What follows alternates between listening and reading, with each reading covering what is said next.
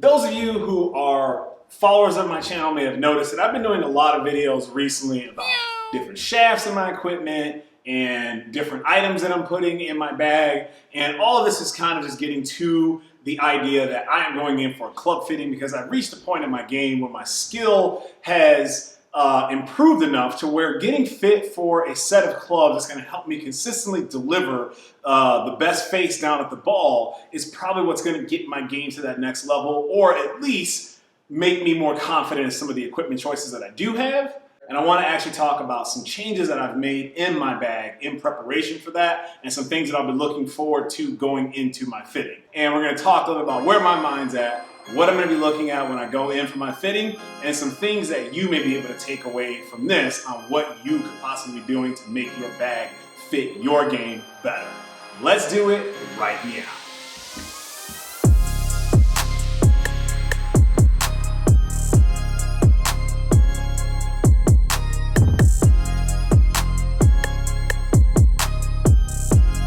Thank you very much for tuning in to my YouTube channel. My name is Kenny. Some of you may know me as Kennie Kat. I am a competitive golfer. My goal is to help you improve your golf faster by learning from some of my successes and also some of my failures. If you want to know what training aids, what practice guides, and what things I'm working on with my coach that might help you improve your game faster, hit that subscribe button below. I release new content every single week. So I got my bag here, and we're not going to go through every single thing in the bag. Whoa, my driver has got some gnarly white marks from my tees. As far as wedge setup goes, and don't mind me, these wedges are filthy because I do practice. Ugh. And as far as wedge setup goes, I've got a pretty basic setup. I've got a 60-degree Mizuno S18 that's got a 10-degree of bounce, so a lot of bounce on that club. I've got a 56 degree with 10 degrees of bounce, and I've got a 50 with 7 degrees of bounce. So pretty standard here. I've got mid bounce and pretty much everything except my gap wedge. And for the most part, I use my 56 and my 60 exclusively for short shots around the green, any kind of shots I'm gonna be using chipping.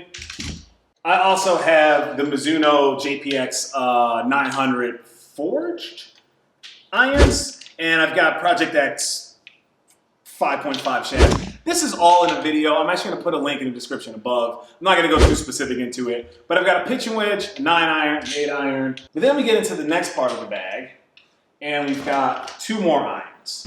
So I've got a 7-iron and a 6-iron, same JPX 900 forged.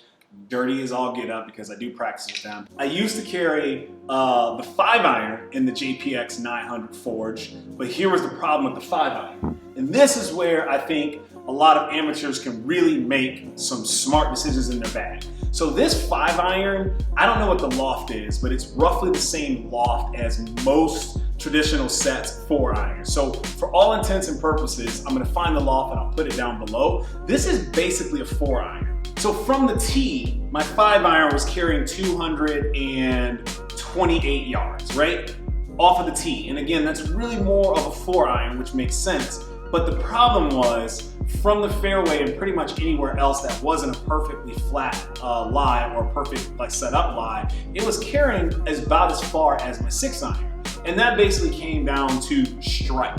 I also in my bag went back and forth between these 2 irons, and these are both 4-irons, and this is the JPX Forge and this is the JPX Hot Metal. So these are the same lofts. And what I was finding is that even though I replaced the thinner, more bladed 4-iron with the more chunkier 4-iron, I was seeing the exact same thing. So the 4-iron, which really is probably close to the loft of a traditional 3-iron, was carrying 245 yards or hitting about 238 to 245 yards off of the tee. But from everywhere else on the course, it was about 200 yards.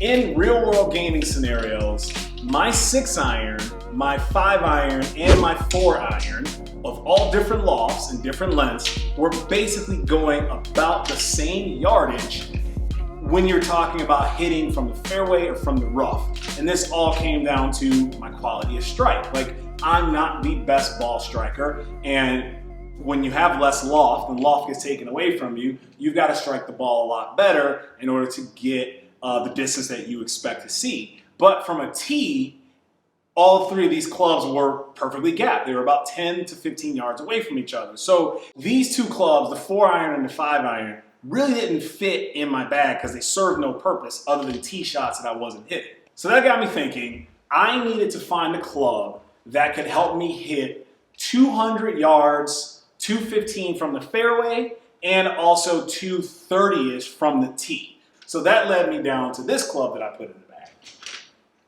And this is a Cobra, what is this? F7 fairway hybrid, 4.5 fairway hybrid in 25 degrees. And this has been one of the best additions to my bag. You may or may not remember, if you followed me, I made a video about my strokes gained stats from 200 yards being almost as good as a scratch golfer. That happened the second I put this club in the bag. And I'll give you a breakdown why.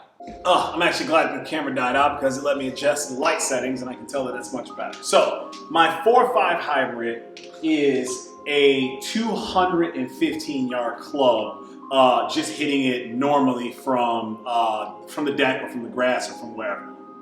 But I can also grip halfway down the shaft and play it to 205. Right? So there's a lot of variability in this club, and not to mention the fact that it's got a massive hybrid face. It gives me a lot of confidence. I can hit this out of a lot of different scenarios. But again, you take this 4-iron, which is doing the exact same thing and probably has the same amount of loft as this hybrid, and if I have to hit this out of a sand trap, forget about it. Or a fairway bunker, I'm never gonna be confident that I'm gonna get this flush enough, consistently enough to get it to launch.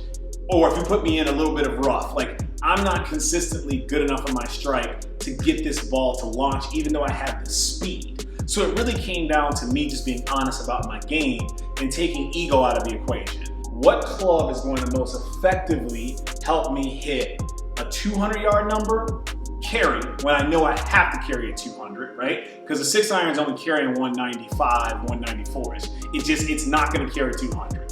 I need a club that I know will carry 200 when I need to hit that number, and I need something that's gonna go high enough and that's gonna potentially stop when I'm trying to approach par 5s or I'm trying to hit into longer par 4s. And the hybrid really got that done.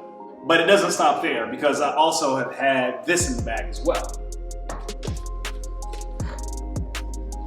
So then the next club that I got, which is the reason I bought this one because I had this one first, is my 2.3 hybrid that's set to 19 degrees, Cobra F7 as well. Same thing. So this club plays 228 to 230 yards off of the deck, so just like from a flat lie. If I really need to step on it and I need to play something that's 240 with a little bit of roll, I can play this club. Or if I'm on a longer approach to a par 5 and I need to hit a shot that has to carry, let's just say 215, I'm not gonna hit my 4 hybrid because I know that that's the very max of the club. I'll use my 3 hybrid because that's most certainly gonna carry 215 and it's gonna go high enough with enough spin, it's gonna launch and it's gonna be able to sit. Like I can attack more par 5s with these clubs here, and because I have additional distance off of the tee, I've been setting up my bag to attack par 5s more. But the only problem that I had with the club was when I had to hit that 230 to 240 yard shot and I really had to step on this, sometimes I would catch it a little bit low, but it wouldn't, I could bomb it out there for like a big draw, a big hook into the green, but it would come in a little bit lower because I was trying to get everything out of this club and I wouldn't be able to get it to hold. So that got me onto my next club, a 5-wood. Now, again, Cobra F7. You can kind of see a trend here. I do happen to like Cobra's products. I should probably buy some more Cobra. I should probably look at the new Cobra driver because I like all their products. And man, these things are filthy. Can you tell I play? All right, so I got the Cobra 5.6 wood, which is set at 17 degrees. So this is the club that I go to when I need to hit a 235 to 245 carry shot, but I need it to go high and I need it to stop. This has been a great addition to the bag, and because I got rid of my 4 and my 5-iron, I was able to make room in the top end of my bag to have more options when it comes to those shots that are 200 to 250 yards. Question time. I'd love to hear from some of you down that lens. What are some unique club setups that you have in your bag or you've seen that maybe you wouldn't have expected?